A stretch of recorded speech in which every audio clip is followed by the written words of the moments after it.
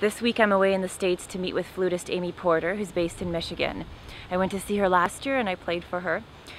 I love meeting up with inspiring people and spending some time with them, so I thought I'd do a video on the composers who managed to meet up with the people who inspire them.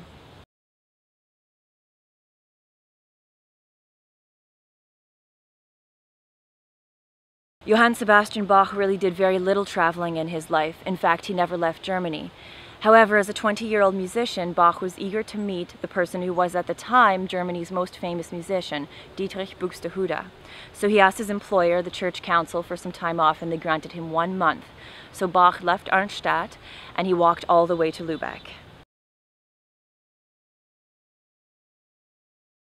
At some point, Bach must have lost track of time because he only returned to his job 4 months later. When Ludwig van Beethoven was growing up, his father kept telling him all about Mozart and how amazing he was. It seemed as though all of Europe had fallen in love with this little boy who would travel everywhere and amaze people with his musical skills. Beethoven's father wanted his son to be just like Mozart. So in 1787, the 17-year-old Beethoven went to Vienna to meet up with Mozart, who was only 21 at the time.